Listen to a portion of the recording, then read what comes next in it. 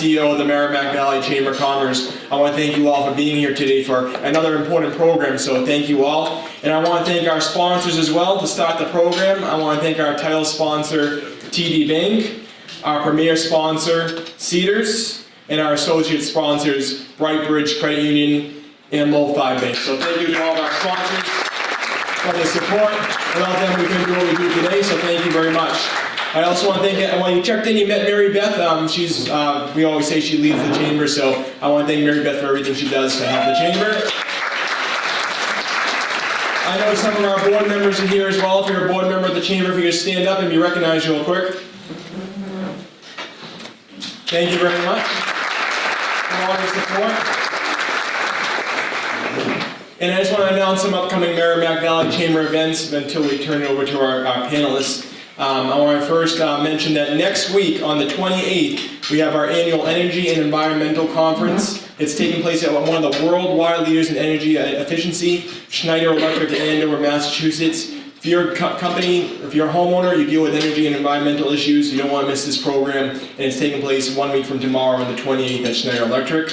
On the 29th, we'll be at North Andover Historical Society. Luke Jackson's hosting us. They're going to be celebrating their 10th anniversary, so another networking mixer for that in North Andover for the Merrimack Valley Chamber. There's already 35 people signed up for that event, so you do not want to miss out and register early for that event.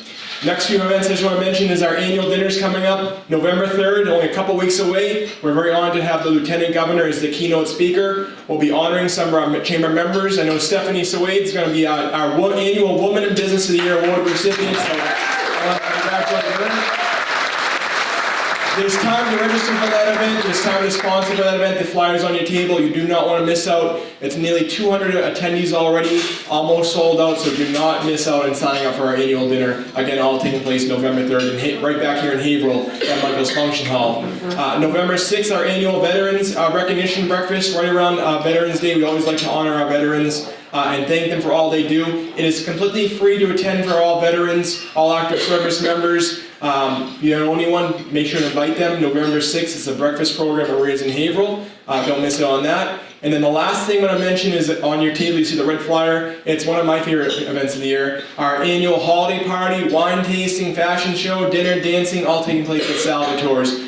So don't miss out on that one as well. That one will also sell out. So a whole host of upcoming events coming on. As you know, the Merrimack Valley Chamber, I think, has around 150 annual events each and every year. Plenty of opportunities. If you're not following us on social media yet, make sure to do so as well. And with that being said, I want to thank each one of our panelists for being here today. I want to thank our moderator, Tricia Sabulis, as well. I'm going to call her up to start the program. And I just want to mention Trish is also a chair on our executive committee. So with that being said, welcome, Trish. Thank you so much, and thank you all for being here. I was saying earlier, this is one of my favorite programs of the year. I'm honored to be up here with this panel of extraordinary women, and I'm looking forward to everything that they are going to share with us today. So let's get started. I don't know that I really need to introduce Diana, but I will. Auditor Diana DiZoglio is the 26th Auditor of the Commonwealth of Massachusetts. She was sworn into her first term on January 18th, 2023. She is committed to help move Massachusetts forward by working to increase transparency and accountability in state government. Auditor DiZoglio is a former state senator, 1st Essex District, state representative, 14th Essex District, and chief of staff to the president of the Professional Firefighters of Massachusetts.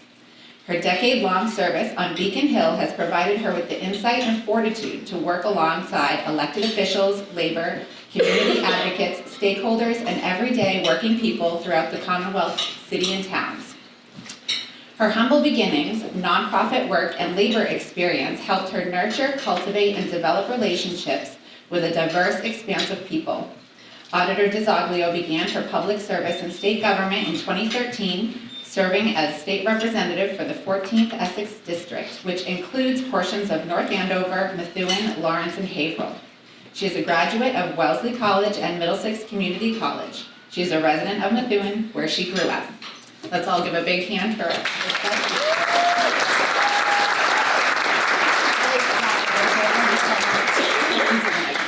Good morning, everyone. Good morning, everyone. There we go. Although I think it is afternoon, so my bad. Good afternoon, everyone. Friends, it's so great to be here. My name is Diana DiZoglio, and I think that, Tricia, you could have just said Diana DiZoglio, our Methuen girl, is going to speak today. Would have summed that all up, but thank you so much for the very gracious and generous introduction. It is fantastic to be here. You know what my favorite thing is about getting together with this amazing group of professional women from the Merrimack Valley and getting to sit next to them up here? It's that while you're eating lunch and those mustard seeds get stuck in your teeth right before you get up to speak, you can just look over and just smile at the women sitting next to you, and they all know what you're doing. They all know to check, make sure you don't have anything on your teeth, don't have anything on your face, and they have your back. And I know that so many women here today understand the importance of having each other's backs, from the smaller stuff that I'm joking about right now to a lot of the bigger systemic issues and challenges that we have are now experiencing in our society today. Friends, we as women, we need to stick together. We need to stick together. And I know that I am saying this to a group of women who understands that. But in our various fields that we're working in, we know about the challenges that we face as women that might be a little bit different than some of our counterparts. Our wonderful men friends. Give it up for all the men in the room who are coming out today to support, by the way. Thank you. But our experiences and our challenges are, something that we need to make sure that we're recognizing, that we're talking about, and that we're supporting each other with. I am your state auditor. Contrary to popular opinion, I wasn't fantasizing about being an auditor when I grew up one day. While I was in elementary school over at Marsh Corner School in Methuen. Growing up, I thought I was going to be a singer. I thought I was going to be working in a youth center. I ended up graduating from our local high school, Methuen High School, going off to Middlesex Community College. Shout out to our community colleges here today, by the way. I know that NECC is here today, MVCC.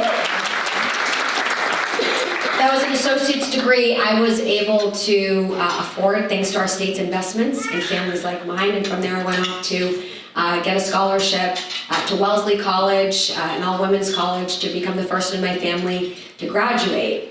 But friends, I was born to a 17-year-old single mom and grew up housing insecure in the cities of Lawrence and Methuen, where I proudly hail from and where I still live. I still live in the city of Methuen, and love our community, but saw the struggles that my mom faced growing up while she was raising me.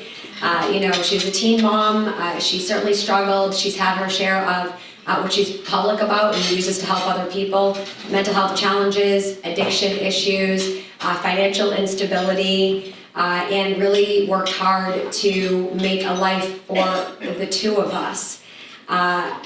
Due to her strength, due to her courage, and due to, frankly, a lot of other women in our community coming together to help my mom to raise me, we were able to see some success. My mom, finally got her LPN from Northern Essex Community College, where she was able to go part-time while raising me and working. And we were able to see some success thanks to the investments of our community, thanks to, frankly, again, a lot of other women coming in and stepping up to the table, a lot of aunties in the Methuen, Lawrence, Haverhill community. So knowing what it's like to struggle, in that sort of a way, and watching my mom struggle in particular, it really did advise me when I ended up serving as your local state representative.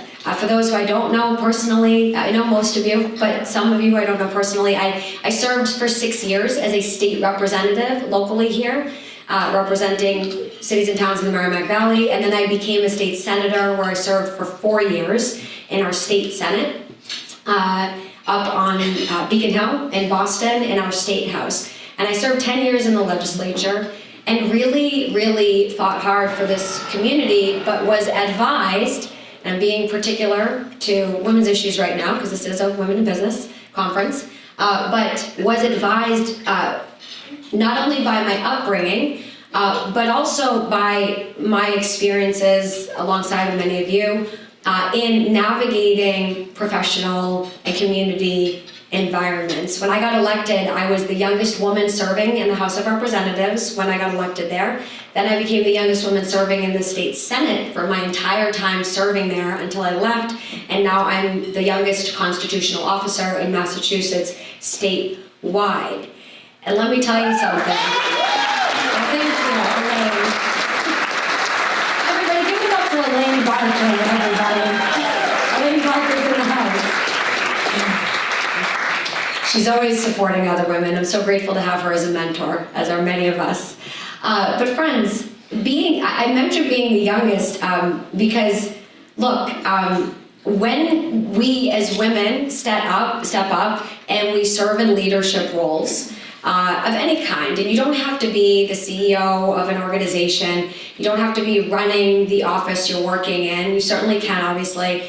But in any sort of a leadership role, whenever you're the person that's speaking up, that's speaking out, that's speaking truth to power, that's making a statement, that wants to be heard about something that's important to you, and is trying to actually let your voice be heard, you experience a different level of pushback.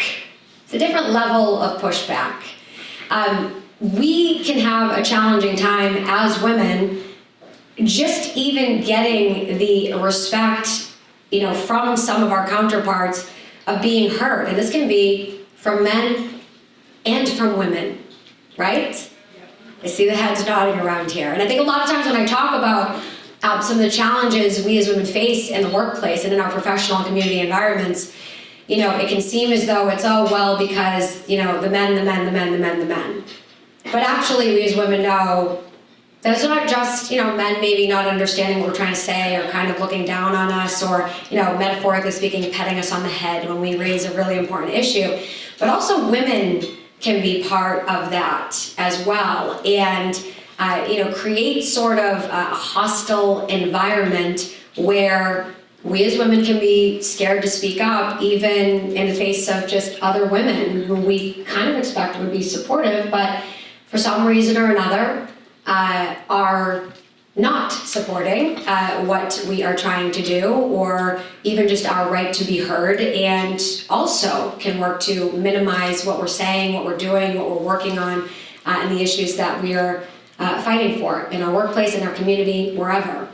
So that's why I love coming to places like this to be able to speak, where we can all get together in the same room and speak openly about this in a safe space, so to speak, right? Most of us know each other here. And we can actually get real and be honest about what some of these challenges are and work together to address them. Because I can tell you, as your state auditor up at the State House, for the last several years, I've been working to increase transparency and accountability at our State House and across state government because, frankly, friends, according to most good government groups, even though Massachusetts is a great place to live, to work, to raise a family, I'm so grateful to live here and to be from here, we do continue to be ranked dead last in the nation with respect to transparency and accountability. And that's according to most good government groups. So when we hear we're number one in the nation on this, on that, on the other thing, it's not that that's not true, it's just that we can sometimes only hear about those things and not hear about the areas of much needed improvement in areas like making sure we have access to how our tax dollars are being spent, or access to information pertaining to how laws are voted on up on Beacon Hill. Things that we should have access to, right? And my job as state auditor is to raise awareness about that and to be the state's chief accountability officer and to increase transparency in our state government, to shine a light on the dark areas of state government, to help make government work better. I'm not the FBI, I'm not the IRS, I'm not the Department of Revenue. Don't worry, I don't audit any of you. You do not have to run away from me after this. But I audit state government for all of you. And in doing so, we hope to make sure that residents of the Commonwealth are better served by the agencies that they fund. You pay a lot in taxes, okay? And you see that money going out of your paychecks, those hard-earned dollars, and it goes into the state budget. Our office exists to make sure that those tax dollars are being spent efficiently and effectively, and that they're not being wasted or spent fraudulently, or that some, powerful politician isn't misappropriating your money or abusing those funds that they've been entrusted with. But since that's my job, I'm sure you can imagine what it's been like doing that job up on Beacon Hill as the youngest serving constitutional officer who also happens to be a woman. It hasn't gone over very well in recent years. And my attempts to do my job, which is simply to conduct audits and review those financial documents, those processes, those procedures, the programmatic integrity or lack thereof in agencies such as the MBTA, the Department of Children and Families, the Department of Elementary and Secondary Education. While we've been able to make some significant progress there, I have received tremendous pushback on the audit of the legislature that I've been trying to conduct.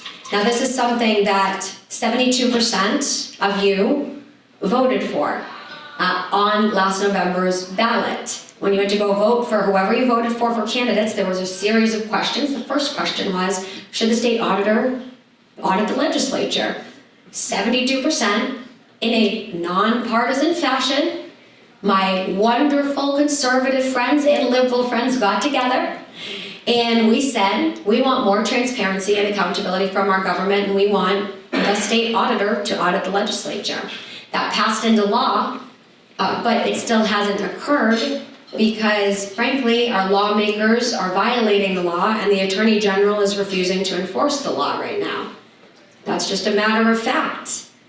And what we have right now is we have a situation where, frankly, not just the Constitution is being weaponized against the people of Massachusetts, but these political retaliatory statements that are frankly directed at me because I am a woman are being used to get away with breaking the law.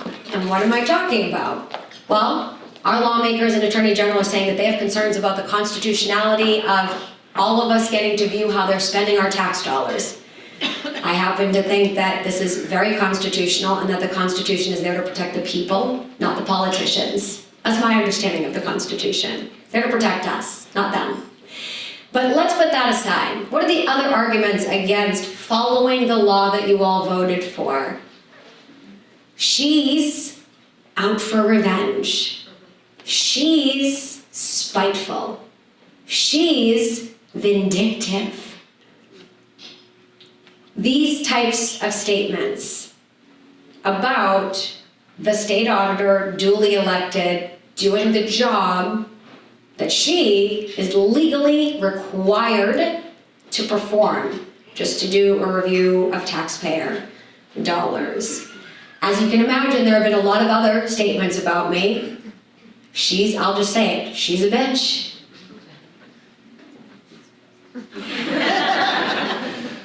And, if I say anything that addresses the fact that people are breaking the law, acting inappropriately, doing the wrong thing, that's a really easy pill for some of these folks to swallow, right? And it's not just the men, once again, it's some of the women as well. She's not operating as nicely as she should. She's throwing her colleagues under the bus. She can't get along with anybody. Okay. Now these are things that we all, I'm sure, have heard about ourselves, regardless of where we work. If I asked you to raise your hand, if anybody ever looked at you and said, she's a bitch because you were just doing your job, raise your hand.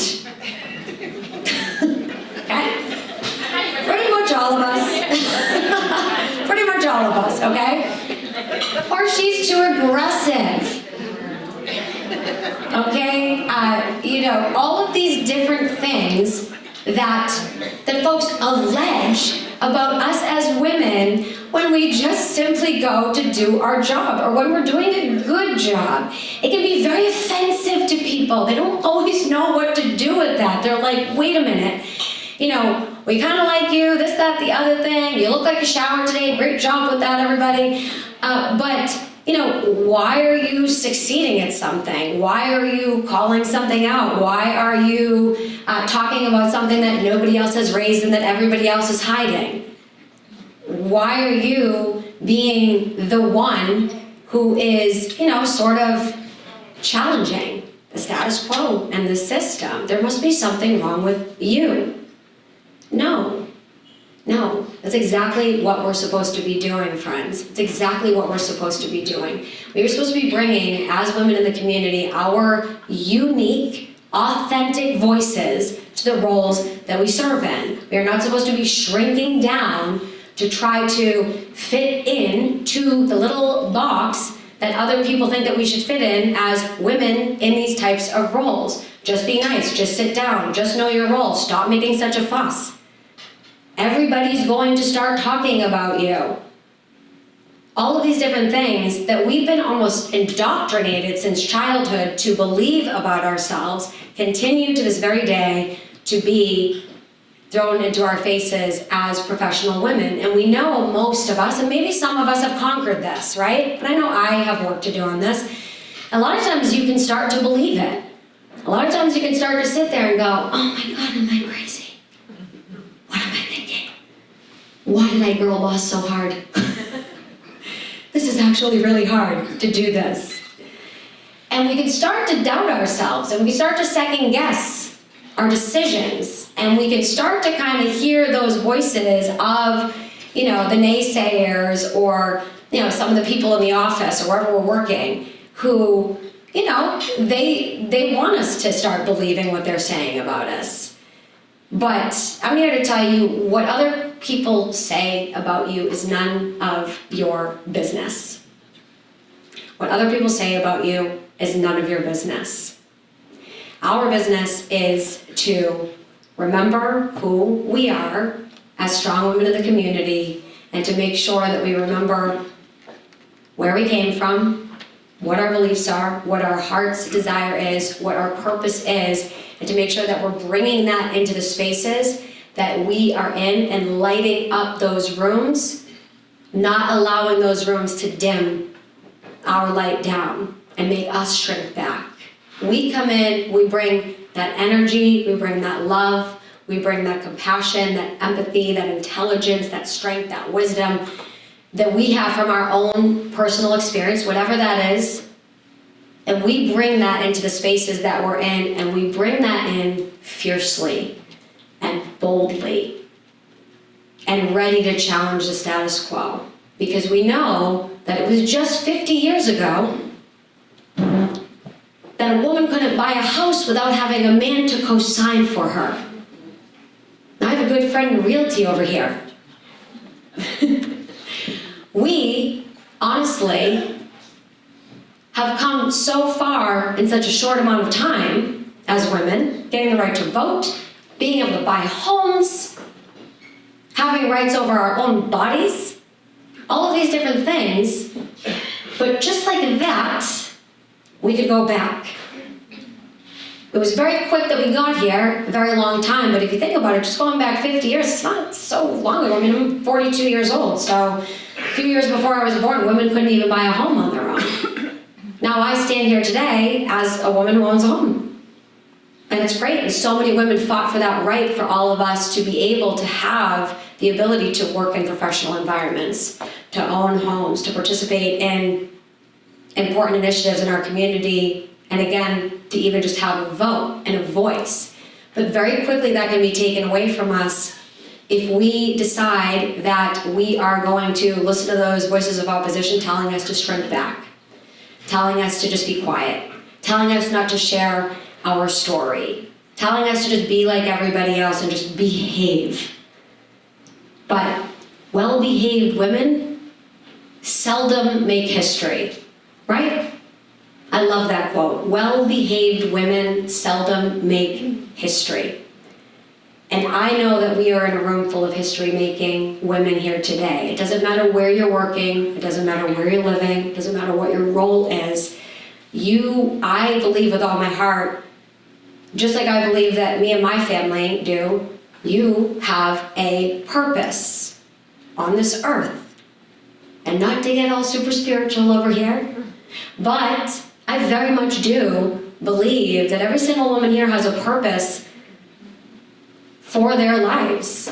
And you may or may not know exactly what that is, but that you have some good that you can do in this world for your loved ones, for your neighbors, for your community, for people who are struggling, and you're here to bring that into the spaces that you're in. And we need you to stay strong. We need you to shine that light. We need you to not shrink back. And the challenge to you today from me, who is constantly, giving myself this like positive self-talk about this stuff. The challenge is, to all the women here today, when you are going into your spaces and you are wanting to shine that light, be strong, make positive changes, make a positive impact on the space that you're in some way, whatever it is, that you not shrink back from telling your story and being your unique, authentic self, regardless of if anyone likes it or not.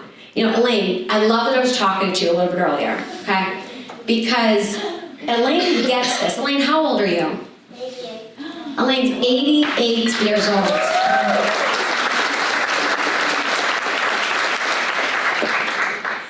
And Elaine and I, do you mind if I share the conversation we had? No, she's an open book. So Elaine and I had a very brief conversation as I was coming in, and we were talking about this amazing event. They did a roast of Elaine Barker the other night in Haverhill for a fundraiser. She was such a good sport. And we all got together and celebrated this amazing woman who's just been, so incredible in our community. But Elaine said to me, I really wanted to share this and to share that, and I know I might have gone on too long, but I really wanted to share what was on my heart and make sure I thanked everybody and make sure I recognized everybody who's made such an impact on me. And I just thought to myself, man, Elaine, you could talk for 2 hours, okay? Yes. And we all know you can, and I can too. But I love that, she recognized, maybe some people thought I went on too long. It is what it is. And kind of had that little kind of voice in her head that she was acknowledging. But she was, just saying, look, I had people I needed to recognize, people I needed to thank. I needed to make sure people knew how important they were to me. And that's what I needed to do. And guess what, Elaine? Because you constantly do that with every avenue that you have to be able to do that, that's why we all love you and support you. You are your unique, authentic self, and you bring that to every space that you're in. And I can tell you, friends, for me, when I go around the state, I can tell you the number one thing people try to stop me from doing, okay, is being my unique, authentic self. They don't want me to share my story. They don't want me to tell people that I was sexually harassed at the State House when I was a younger woman in my 20s, working there as an assistant. Okay? They don't want me to talk about the childhood sexual abuse that I also experienced in a daycare in the city of Lawrence when I was a kid. They don't want me to talk about the domestic abuse that my family experienced when I was a child. They don't want me to talk about the fact that I went to community college. They want me to just say that I went to Wellesley College, because that makes me, look better over here to some people that's important to? They don't want to hear that I come from Lawrence and from Methuen. They don't want me to tell the truth about my unique, authentic life because it can make some people uncomfortable. It can make some people uncomfortable. And I remember talking at the State House and in all these other spaces, just over the last, 15 years I've been doing this now, being elected, that is. Okay, I'm coming into my, 15th year. When I talk about some of these things, as the youngest constitutional officer, who's a woman saying I was sexually harassed at our State House and things still have not changed enough, and it is ridiculous that we're still allowing taxpayer dollars to fund non-disclosure agreements to silence women at our own State House, abusing our tax dollars to keep women quiet about the challenges they're facing, it makes people feel really uncomfortable. You can hear a pin drop when I talk about that. When I got up in the Senate and talked about how little children are experiencing violence, domestic violence, sexual violence in the facilities that they're going into, and that we need to do things like have Corey checks. And when I became the auditor, we audited the Department of Early Education and Care and we looked at whether Cory checks were happening or not in these daycare facilities, when I raised that, it was okay to talk about that, but people didn't want me to tie it back to my personal story where I was sexually abused in a daycare facility, right? Because it makes people feel uncomfortable. Because we're supposed to just put our blazers on and walk in and act like everything's fine. Everything's great. And we're all just working together, one big happy family in the community, working for positive change. But friends, there are challenges, there are problems in society that really need us to speak out about what's happening. Because if we don't talk about our own personal journeys and share that I've been there too, we struggle too. We have opioid addiction in my family too. Okay, we have mental health challenges in my family too. We're struggling with the housing crisis in our family too. We're struggling to make ends meet in my family too. These types of things, they don't make us weaker, they make us stronger. They make us stronger. It takes a lot of courage to share your personal life story with people to try to make sure that those challenges and those issues are getting uplifted. And what it does, I'm saying to all of my sisters here as my final word, is it creates a safe space for others to feel empowered to do the same. When you say, this is my life, this is what happened to me, and that's why I'm so committed to X, Y, and Z, and making positive changes, you actually create an empowering space for the woman sitting next to you to feel comfortable now. You give permission for other women to start sharing their stories and to feel empowered to openly talk about the reality of what it's like to be a woman growing up, educating herself, getting a job, trying to lead in the workplace, and navigating those challenges. You empower other women by being your authentic self. So that is my challenge to you all today.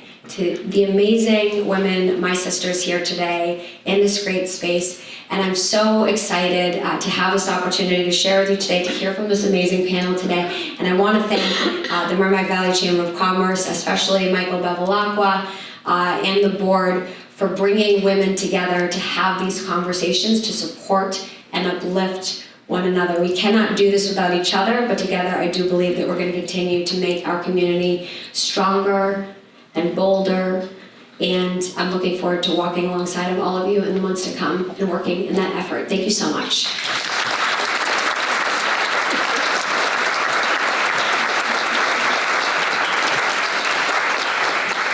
Thank you, Diana. I think I speak on behalf of everybody that whenever I listen to you speak, I have a renewed sense of strength and acceptance. So thank you for all of that.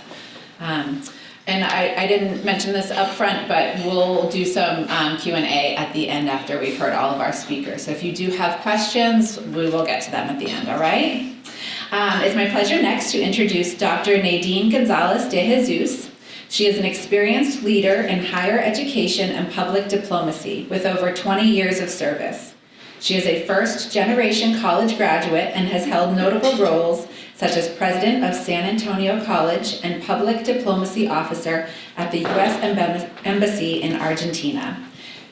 She is currently vice president of the Lawrence Campus and Community Relations at Northern Essex Community College.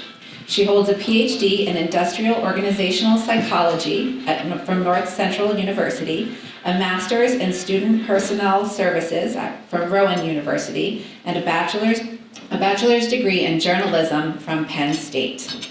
Dr. Naydeen Gonzalez De Jesus.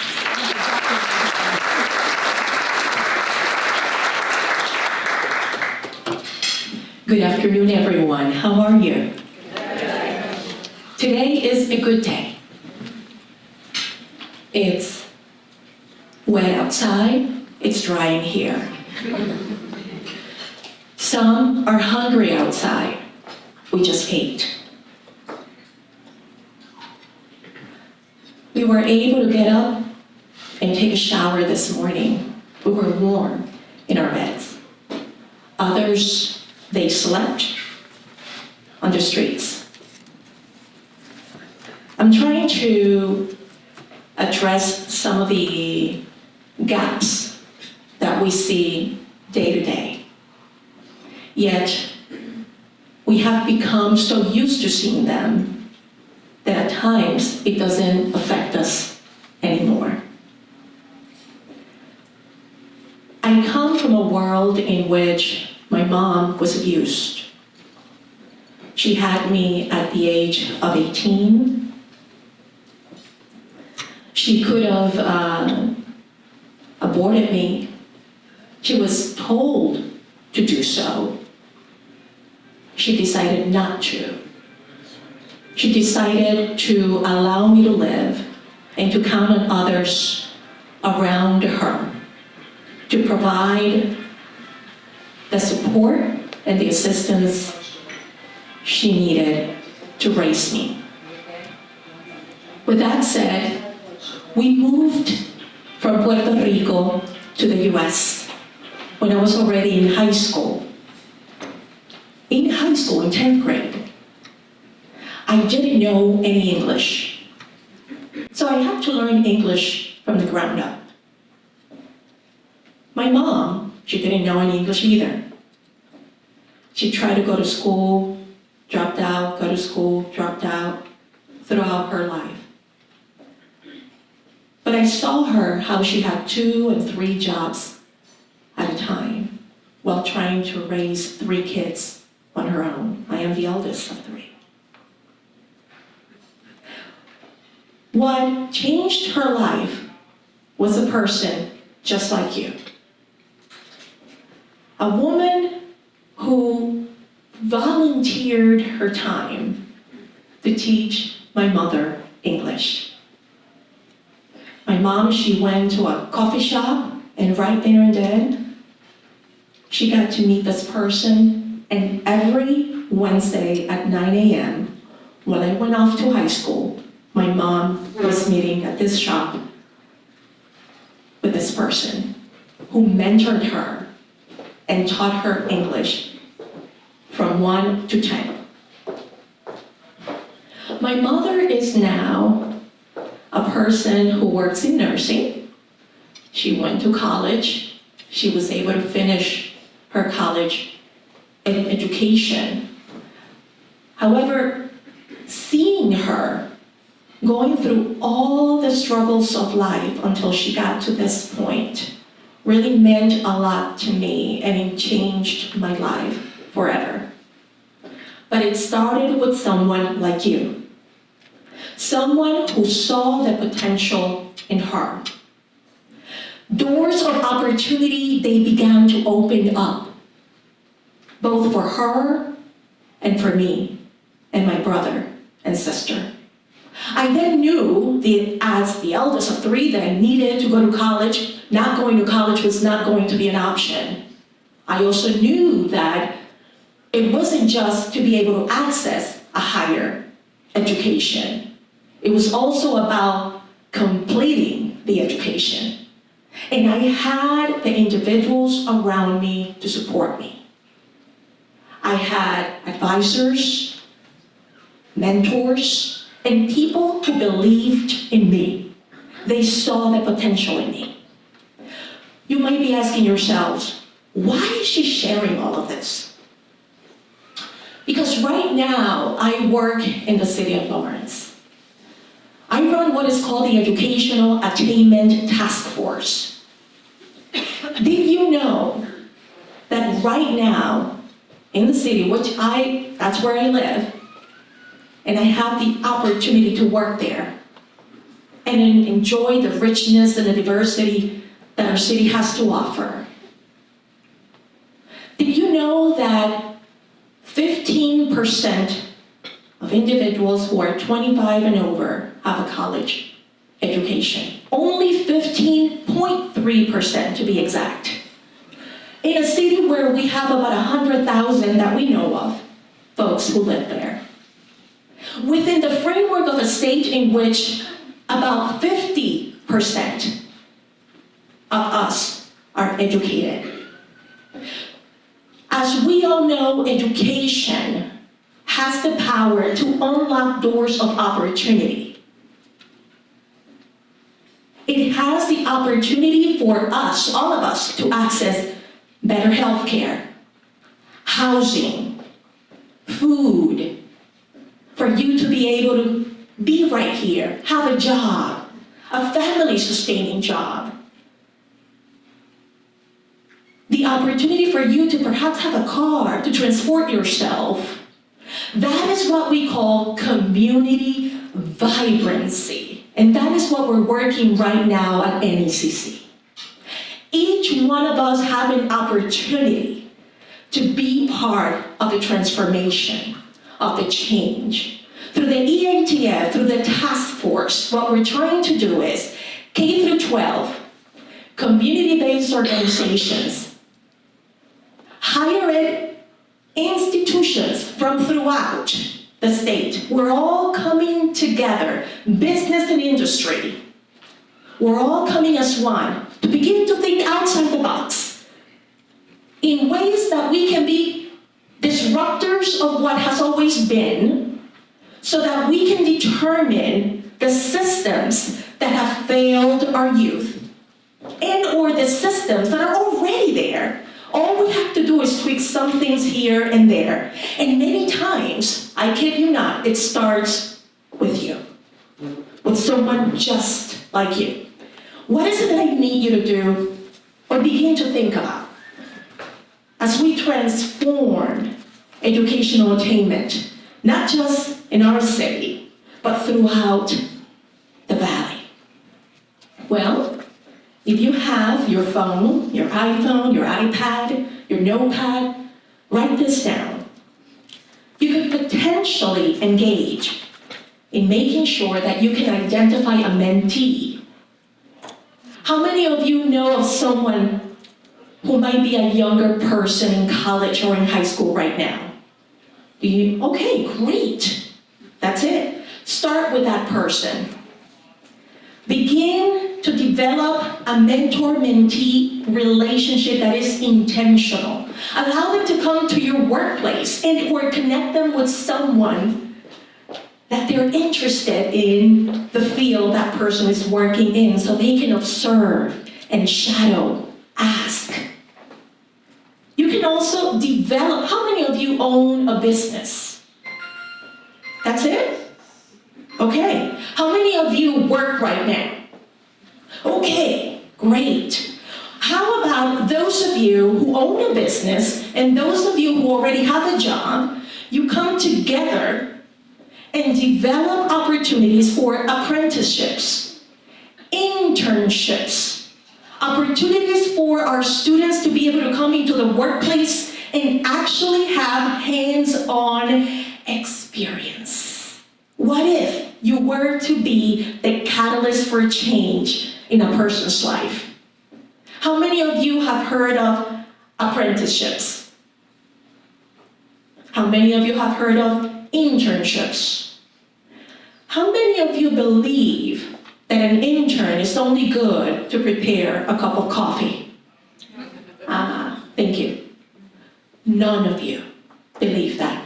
Internships have the power to actually ingrain within a person's mind, this is really what I want to do. And by the way, in 5, 10, 20 years, I want to be what you are doing. I want to do what you're doing. That's exactly what you can do. There's one more thing. Make sure you offer stipends. Why? Because people need to get to their place of internship, and they also need to be able to eat.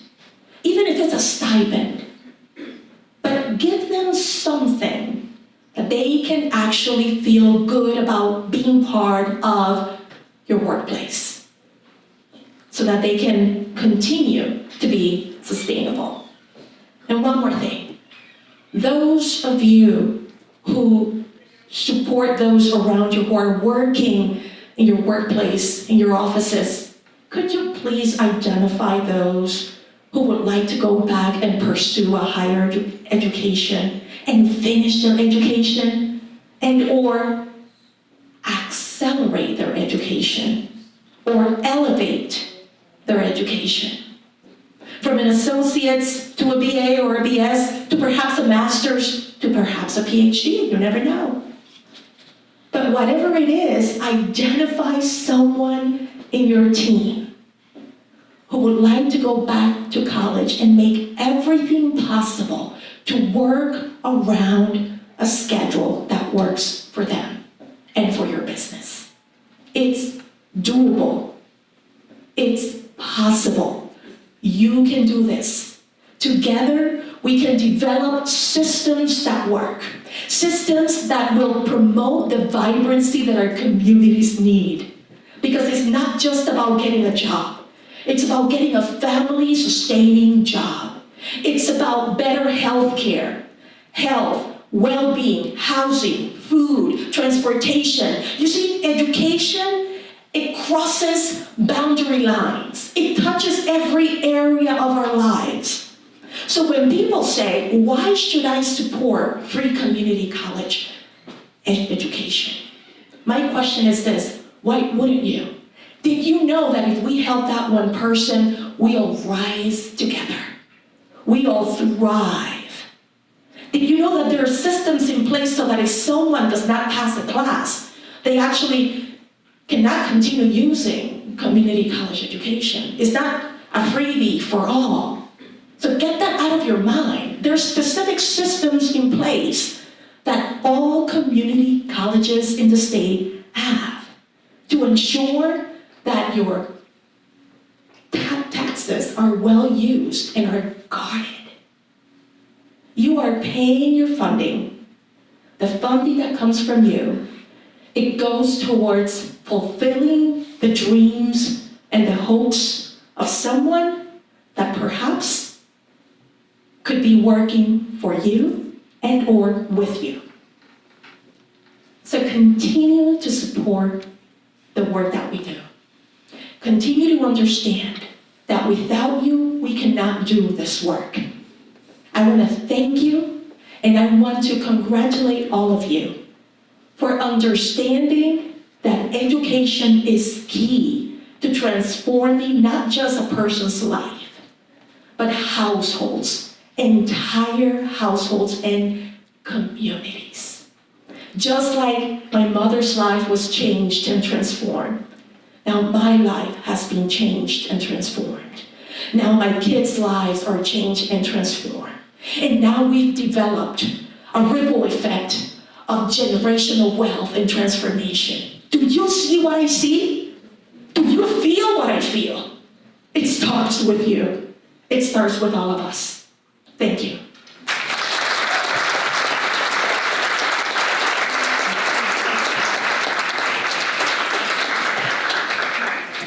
Thank you so much. I can just feel how passionate you are. Northern Essex Community College is lucky to have you. Up next, we have Joanna De Pena. She is the founder and CEO of Top Notch Scholars, a visionary organization that is transforming the lives of young people and guiding them toward a future of success. A dynamic leader and an unwavering advocate for youth empowerment, Joanna's infectious energy and powerful presence captivate audiences and inspire students to reach for their fullest potential. Her unique blend of relatability, motivation, and expertise sparks ambition in every individual she meets, fueling a passion for achievement and leadership. More than just a speaker, Joanna is a true catalyst for change. Through her work, she leaves a lasting impact on young hearts, helping them unlock their potential and shaping the future of leadership. Her personal journey is a testament to resilience and determination. A proud graduate of Proctor Academy, Joanna earned a bachelor's degree in business management and a master's degree in education. She is currently pursuing a doctorate in performance psychology, further deepening her commitment to empowering the next generation of leaders to thrive in their personal and professional lives. Joanna's work at Top Notch Scholars is not just about education, it's about transformation. Her mission is to equip young people with the skills, mindset, and confidence they need to succeed in an ever-evolving world, and she is passionately dedicated to making that vision a reality. Joanna?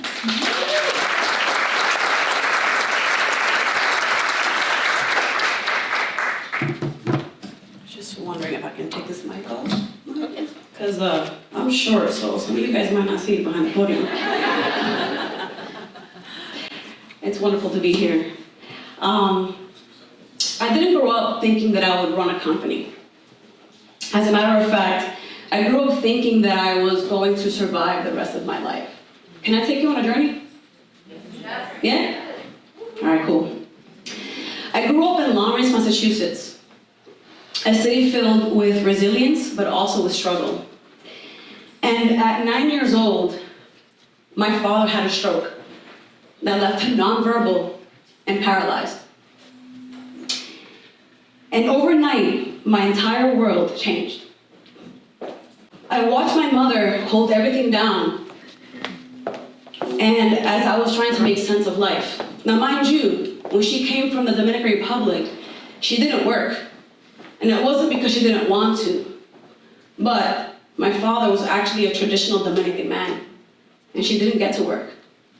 So it wasn't until after that he got sick, she ended up getting a job, just, cleaning office spaces late at night.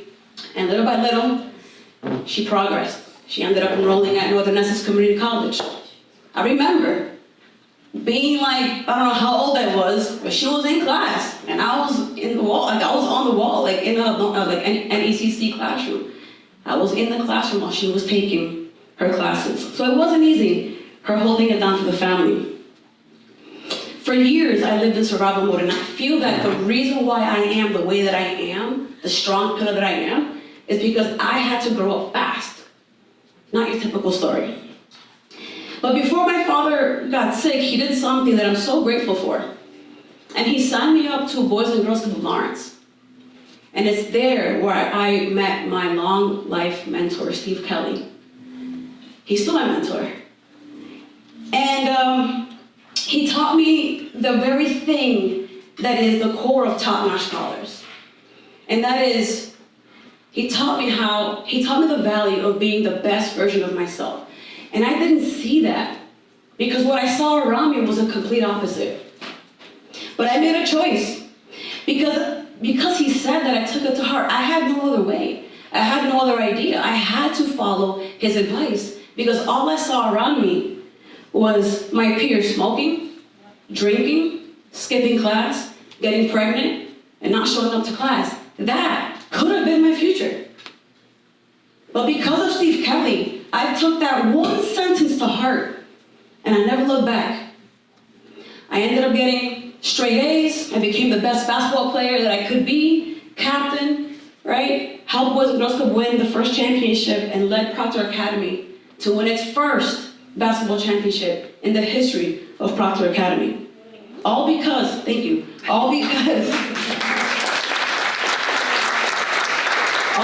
of that one advice that Steve Kelly told me back when I was 9 years old. And it's so true of what has been reflected here, that mentorship does matter. So to speed up, because I know we have a short time, I made a choice, and that choice ended up opening up opportunities. As mentioned, I went to Proctor Academy on full scholarship because of my grades and character. And during my college experience, I ended up landing a global internship at Walt Disney World, where I competed with students from Africa, China, you name it. But this little old Lawrence girl made it, all right? So to fast forward, because I was able to have these experiences that is not a typical experience of a Lawrence kid, especially growing up in my time, my old middle school called me and said, "Man, Joe, can you come to my school? We've been watching you. I want you to come and speak to our classrooms." About 6 of them, "Our students are struggling. They don't see hope. They're acting up. Can you come and speak?" And at that point, I wasn't a speaker. So I'm like, what am I going to speak about? But I went and I spoke to the 6 classrooms. And what changed my life, which led to why I started Top Notch, is that when I was done speaking, sharing my story, the kids at the end would raise their hand. Miss, thank you so much for sharing your story. I want to be just like you, by following my dreams. Another student rose his hand. He said, "Miss, thank you so much for coming and visiting us. I didn't think it was possible being successful from Lawrence. And that's where it hit me. I said, man, my mind started going. I said, I need to figure out how I could make a full-time employment out of this. You know? I'm like, I want to speak for the rest of my life. I got to do something. So I ran to my other mentor. I said, Dr. Lindsay, he's from Andover. Dr. Lindsay, I had this experience. Can you, like, I don't know what to do. He goes, Joanna, come meet me at Carlene's. Rest in peace, Dr. Lindsay. And we sat down and I told him my experience, and he looks at me in the eyes and he goes, this is amazing. You should start a nonprofit. I said, a non what? Come again? And he starts to giggle because he understood that I didn't know what he was saying. I didn't come from that life. I didn't have any connections. I'm not a trust baby. Like, I didn't know what he was talking about, but long story short, he connected me to a CPA, and the rest is history. The CPA that we met ended up putting together the 501c3 paperwork, and for a different day, that there's more to that story. But, you know, at that point, I want to share that, man, 10 years later, it's our 10-year anniversary this year. We have reached over 4,000 students through our leadership, entrepreneurship, healthcare, and college and career academies. We've awarded over $80,000 in scholarships to help families in need bridge the gap. And we've saved close to $500,000 in student tuition gaps and loans, all through educating our students. The same very, very information that I didn't know. So our students are now going to college, they're launching businesses, and they're stepping confidently into opportunities that they never thought were possible. To wrap up, I just want to say that if you take one thing away, I just want to echo the importance of mentorship. So if you identify as someone that has not had the opportunity to mentor a young person, male or female, make that a goal in the next 12 months. Take someone under your wing. You don't have to, coach them to be a business owner, but you could coach them to find their voice. Go to your local Boys and Girls Club. Go to your local Y. Contact Top Notch, right? We have plenty of kids who would love to be under your wing. Take someone under your wing. It would change your life. It changed mine. From that little old girl in Lawrence who lost her dad, and I had no hope. It was a mentor who helped me bridge the gap. And I was able to detour some of the things that, man, I could have been a statistic, right? I could have. But because of mentorship, I'm the founder and CEO of Top Notch Scholars. Thank you.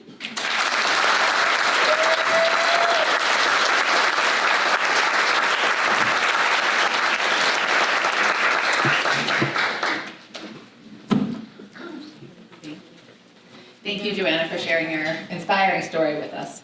I'm very pleased to introduce Giselle, and she just did the name, so I'm going to let you come up here and confirm that. She is an adaptive and motivated entrepreneur. She brings over 2 decades of experience across design, sales, and real estate. Originally a designer and sales manager at Art Cozinas in Brazil, she moved to the U.S. and built a successful cleaning business from the ground up in 2005, now serving over 100 clients in the Boston area. This venture opened the door for her to pursue a passion for real estate, becoming a licensed realtor in 2019.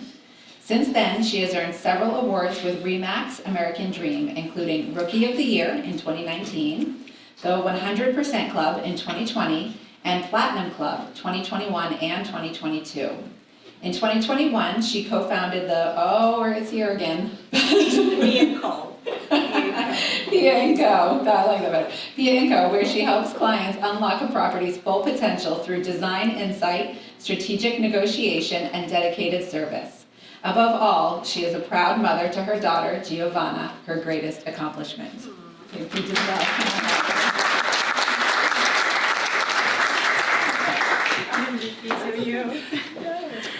Hello everyone, I'm Giselle Pajazetovic. It's an honor to be speaking to you today, and she introduced most of it, but I'll tell you a quick story so you can understand why it's such an honor for me to be speaking to you here. I was born and raised in Brazil. My family is a huge blend. It's confusing. We are Italian, Portuguese, African Brazilians, And this huge mixture totally shaped who I am today. When I was 13, I faced a life change when my father passed away. My brother was only 9, my mom was sick, so that was a really hard time for us as a family. So when I turned 22, I made the decision to move to the US, the American dream, so I could take care of my mom. So I did it. What I didn't realize, I couldn't speak a word in English. So that's why you can see this beautiful accent that is here to stay. It's not going anywhere. So when I arrived here, I did what I could. And the only job I could get was cleaning, because I couldn't really communicate. So I decided if that's what I have to do, I'm gonna do the best of it. Coming from interior design to cleaning, you can imagine, that was not an easy transition. However, this humble beginning really helped me connect with my community. There is a huge Brazilian community, especially in Mass. And we add so much to this state. You have no idea what we do for this community. So this humble beginning really set the groundwork for what I have today. When I started educating service, I realized I could make money cleaning. So I started by door knocking. I went to Staples, I got some business card, I drove to South Boston, and I knocked door to door. I was 25. All I could say in English was, my name is Giselle, I am Brazilian, I need to work. That was all.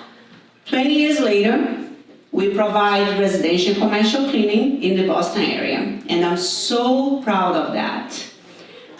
Thank you.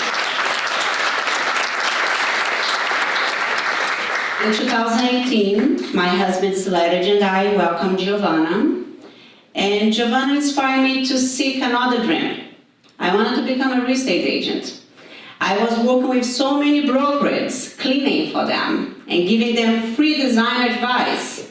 I was like, you know what? I think I can do this. So I got my license.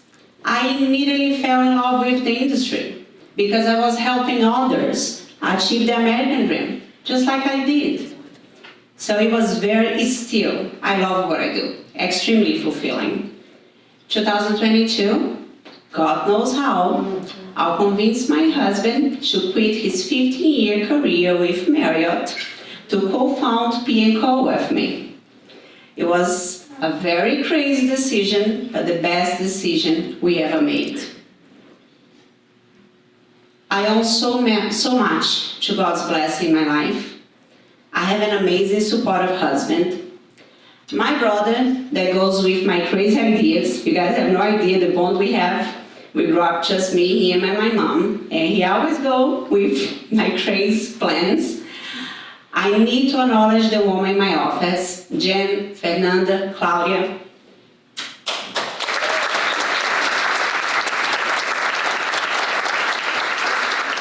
My friend Priscilla, amazing, mortgage broker.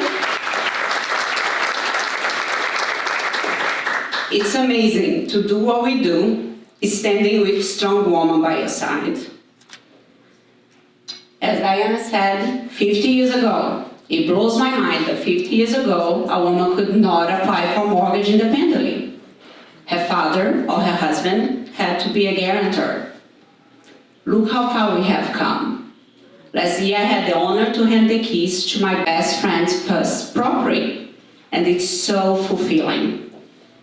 We've come so far, but even today, 2025, we still have to fight for equal rights, equal pay, respect. Trust me, as a short, with a huge accent, Latin woman, when I show up, not everybody loves it. But you know what? I'm here to stay. Never tell a woman she cannot do something. We can do anything we set our mind to.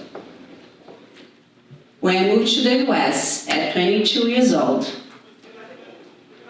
when I look back, it feels like I'm telling somebody else's story, because I can't believe I did all this. I'm happy to say that I've been providing for my mom for all these years. She's still alive. She's now a grandmother to 2 beautiful little girls. and I'm forever thankful for this country.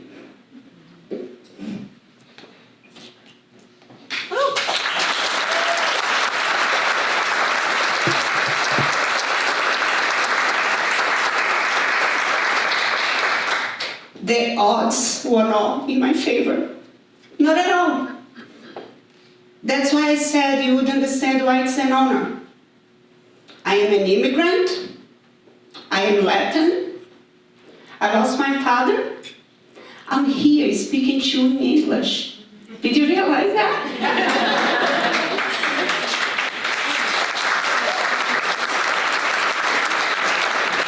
So, what I would like to suggest as we leave here today, take your time to self-reflect. How far have we come? The struggles.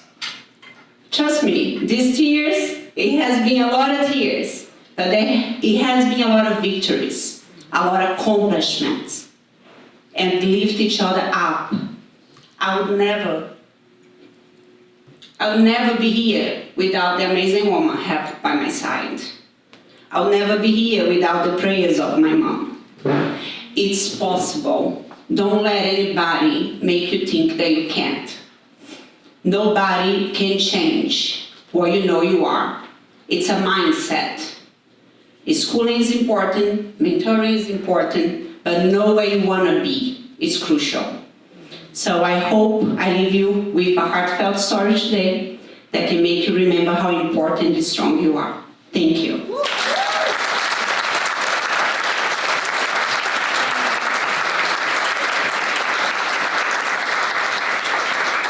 Thank you, Giselle. That was fantastic. It was amazing. Congratulations on all your accomplishments.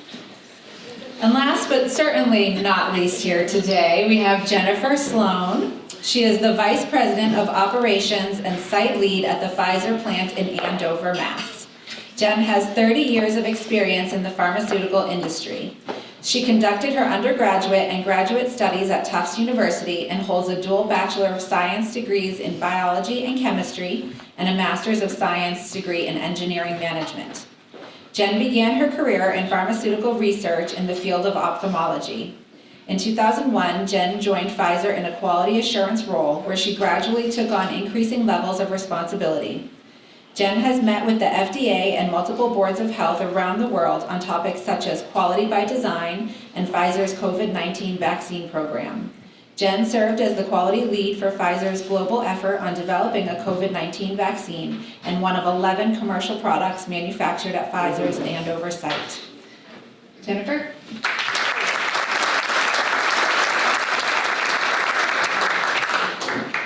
Good afternoon, everyone. I'm so happy and glad to be back here today with this esteemed group of women and colleagues here. Thank you very much to the Merrimack Valley Chamber of Commerce for inviting me back for the second year. Thanks to Michael Bevilacqua. And so good to see all of you on this lovely but rainy fall day. I grew up here in Andover, Massachusetts. I still live in Andover, Massachusetts. And although I grew up in a family that didn't have a lot of money, I recognize that I grew up with a lot of privilege. You know, I was privileged to live in a town that has an excellent public school system. I was privileged to grow up with a mother and a father and a stable home life. I was privileged enough to have the opportunity to go to college. My father was a Korean War veteran. He went to school at Northeastern University off of the GI Bill. My mother was one of 7 children. She was a first generation immigrant to this country, and she did not have the opportunity to go to college. She went to secretarial school instead, and she worked very hard as a secretary her entire life, as did my dad. He worked in security until he was 83 years old before he passed when he was 84 years old. So my parents sacrificed so much for my brother and my sister and I, all 3 of us, to be able to go to college. But I recognize, being the head of operations at Pfizer, not everybody has a straight line. Not, as we learned here today, not everybody has that straight line through their education to college, to work. My story started when I was 14 years old, And just like my brother and my sister and my parents, I knew it was time to get a job and start working. I was privileged again to get a job in an eye doctor's office in my hometown of Andover, and I worked there twice a week, every day, filing paper records, patient charts. And when I was about 16 years old, I went to the head of the practice, the ophthalmologist there, and said, I want to learn more. I'm really interested in what the doctors do. I want to be able to bring in the patients, check their vision, assist you in the room. And here I am, just 16 years old, not even graduated from high school. And I remember the moment, and he kind of just looked at me with this quizzical face and said, okay, let's do it. And so I started doing that. I worked for this ophthalmologist all through high school and college. And when I was in college studying biology, math, and chemistry, I started working at his lab at the Scapin's Eye Research Institute in Boston. And that's where we did rabbit studies, toxicology studies for companies like Pfizer who were testing out their new products. And then this doctor started branching out and doing human clinical trials for these medications that were not yet approved by the FDA. And that is the bug that just bit me, and I have spent the remainder of my career in pharmaceuticals, moving from a small startup company, which was an amazing experience where I got to wear a lot of hats, eventually to finding my way to Pfizer in 2001. When I started at Pfizer in an entry-level role in quality assurance, I was often the only woman sitting at a table of male engineers all the time. It really didn't faze me at all. It was just the way that it was the routine. And over the years, I've been there for now 24 years, that has really changed. So I'm the first female site leader at Pfizer in Andover. I thank you very much. I sit alongside the quality leader of the site in Andover, who is also a woman, and I sit alongside the research and development leader at Pfizer in Andover, who is also a woman. So I am just so proud of that change through the years. I was recently promoted a couple years ago to be the site leader, and I now found myself again at a table filled with all men. So I'm part of a group of site leaders at Pfizer in the biotech area. And we are a group of 8 site leaders across the United States and Europe that manufacture biotechnology pharmaceuticals. And within that group, I am the only woman. So we have come a very long way, but as my co-panelists have said, we still have a ways to go. What can we do? Mentoring, obviously. We work really closely with Mass BioEd. Mass BioEd is a nonprofit that brings people who haven't had a straight line through their lives, through high school, through college, to the workplace. It reminds me of a colleague called Grace who came to us through the Mass BioEd program. Grace was educated in the biology sector through Mass BioEd. This was after she dropped out of nursing school. She had enrolled in nursing school and the pandemic hit. All of her education that she was expecting, clinical and real life interaction and dealing with patients, that all came to a grinding halt. She ended up dropping out of nursing school. She was doing just odd jobs, working for minimum wage at Dunkin' Donuts. Someone told Grace about Mass BioEd. It's a nonprofit. It offers a stipend. It puts people through a basic biology education at Northeastern University. And then it partners with companies like Pfizer to provide a 1-year-long apprenticeship program to these workers to further enhance their skills. In Andover, these are the best employees I have ever seen and ever had. They are just so incredibly motivated and hardworking, and also just sincerely grateful for the opportunity. But for me, the gratefulness is all from my end, to be provided with a colleague who is so devoted and so talented. We have Mass BioEd colleagues that work in our quality control labs. They work as mechanics, taking care of complex instrumentation. And they also work in manufacturing as manufacturing technical operators. Most of the folks that come through Mass BioEd are from challenging socioeconomic backgrounds. They are more than half women.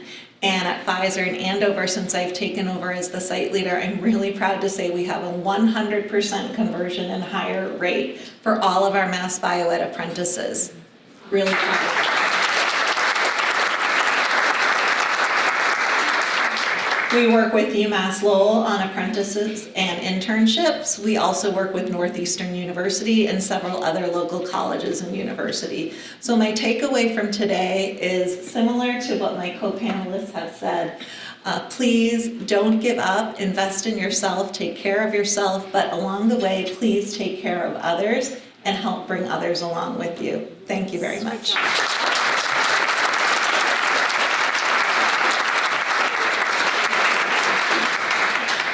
Thank you, Jennifer. Let's just give all of our speakers a quick round.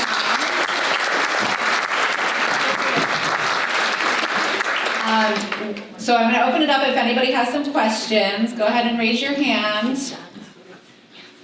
I can bring you the microphone. No, okay. I think we have a quiet group. Oh, yes.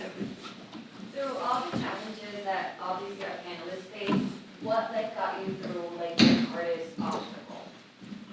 Okay. Would anybody like to? Sure. Through all of the challenges that you've had to face, what got you through the most difficult obstacle? Giselle?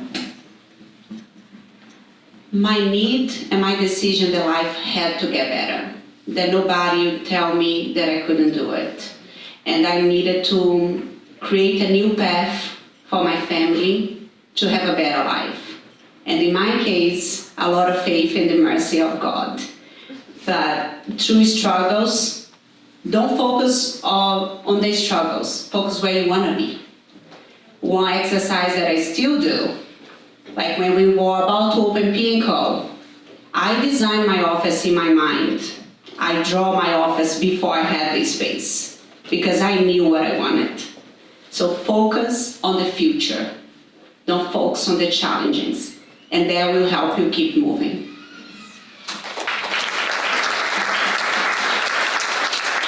Thank you so much. I just wanted to add to that. Sometimes it helps me to think, well, what's the worst case scenario that can happen here? And when I meet with other women at Pfizer who are earlier in their career and mentoring, they're always saying, oh, it's so hard, I'm afraid to volunteer for something. And there's a statistic out there that's something crazy, like women won't apply for a job unless they can tick almost all the boxes on that job requisition, right? Where if men can tick maybe 40 to 50% of the criteria on that posting, they'll go ahead and apply for it. So number one, get over that, because you have tons of life experience and experience that can make you qualified just like any man can for that next role. But also don't be afraid to reach out and ask for help. I always tell the women that I'm mentoring, look at the job postings. Even if you're not interested in moving right now, that's an opportunity for you to reach out, cold call the hiring manager, send them an email, introduce yourself, say, hey, I'm not looking. However, this department sounds really interesting. I want to learn more about what you do. I'd love to meet over coffee. There are always opportunities like that to build your network. And again, what's the worst thing that can happen? They say no. That doesn't usually happen. Or they, don't answer you, right? So put yourself out there, build your network, and make those introductions. And those are things we can all do.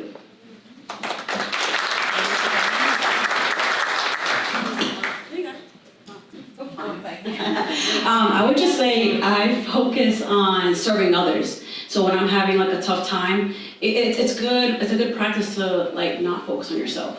So I would volunteer or focus on mentoring students, because at the end of the day, today might be raining, but tomorrow the sun comes out. So sometimes we can't focus on the problem today, but just focus on others and serving others, and that will go a long way.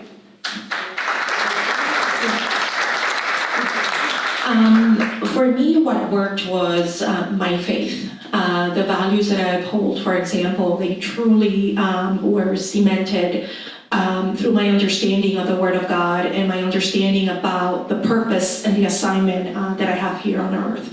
I do understand that life is short, and therefore, because of the shortness of life, anything that I say, anything that I do, wherever I'm at, I understand I have been placed there. So, for example, when I led a college in Texas, there was a wave that was against Jews. So I immediately knew, regardless whether it's you're Jewish, you're Muslim, you are whatever you are, you can be brown, blue, red. for me, we have to understand that Jew hate is Jew hate. Is like any other hate that, whenever we talk about hate, hating an ethnicity and a religious group it's a no-go for me, right? At the same time, I stood against that. And when you stand where your values are, it does not matter what happens after that. As long as you know what you stood for, and as long as you understand that your beliefs are worth fighting for, not only that, but the level of safety that you want everyone around you to be able to experience. So in my case, I didn't get a sense of victimhood. Oh, poor me, what I've been through. It was hard, it was tough. Things were said about me, things were written about me, right? Obvious things that were completely not founded. But what I must say is that because I stood my ground, because you know who you are and whose you are, it allows you to act and live in a way that you're led by the values that you uphold. And when you are true to that, you don't sell on those things, you will be okay. I'm taking you to church every now and then. To piggyback on this, because it's kind of repetitive of what just was said by all of these fantastic panelists, not being attached to the outcome has really helped me. A lot of folks, when I ran for office at all, actually, there's a lot of fear around that. Why are you running for office? What are you thinking? They're going to say this about you. They're going to do this to you. They're going to attack you. They're going to have all these attack ads against you. There was a time during the last election cycle where I had over $700,000 raised and spent against my candidacy for auditor. I don't know who cares that much about this seat, but a group of people did. They spent $700,000 in attack ads.